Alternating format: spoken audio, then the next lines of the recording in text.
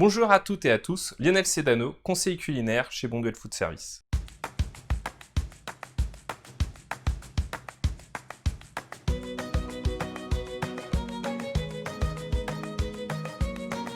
Alors aujourd'hui pour la recette, on va utiliser l'orge perlé minute. Donc l'orge perlé minute Bonduelle, l'avantage c'est qu'il est déjà cuit, il ne relâche pas d'eau après décongélation et donc vous allez pouvoir utiliser 100% du produit, donc 2,5 kg acheté, 2,5 kg utilisable. La grande particularité de ce produit, c'est qu'il est d'origine France. Allez, on se retrouve tout de suite en cuisine pour une nouvelle recette.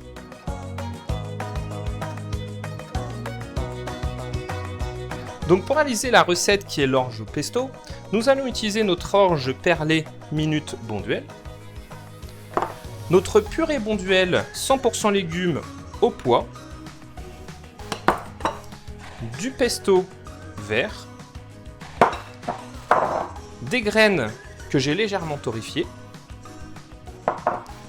du parmesan pour réaliser des tuiles et une salade d'herbes.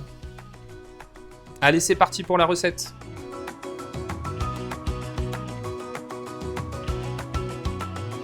Pour la recette, on va commencer à remettre à température donc l'orge perlée minute Bonduelle. Il est à l'état surgelé. On va le mettre directement dans la casserole avec le pesto. On va pouvoir s'apercevoir que notre orge minute Bonduelle ne relâche pas d'eau après la décongélation. Pendant que le temps que notre orge avec le pesto monte à température, nous allons travailler donc la purée de pois. La purée de pois, pareil, nous allons la remettre à température. Donc vous allez vous apercevoir qu'on a vraiment une granulométrie très fine sur nos purées 100% légumes. Donc ce sont des galets de 10 grammes, donc facile à doser. Donc en assaisonnement, nous allons mettre du poivre et du sel. Donc pendant la remise à température de notre orge perlée, pesto et de notre purée de pois, nous allons faire les tuiles de parmesan. Donc pour faire une tuile au parmesan, c'est assez simple.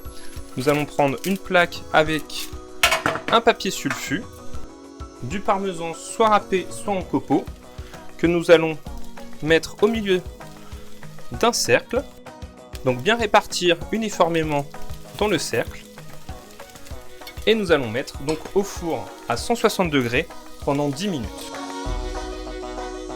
Donc pendant la cuisson du parmesan, des tuiles au parmesan, la purée de pois, on peut s'apercevoir qu'elle est déjà décongelée, donc assaisonnée avec le sel et le poivre. Le pesto avec l'orge perlée, pareil, il est déjà à température, bien happé avec le pesto. Et donc nous allons passer au dressage juste après la cuisson du parmesan. Allez, à tout de suite. Donc voilà, on a fini les cuissons, donc la cuisson de la tuile au parmesan. Nous avons également remis à température donc la purée de pois qu'on a assaisonnée avec du sel et du poivre.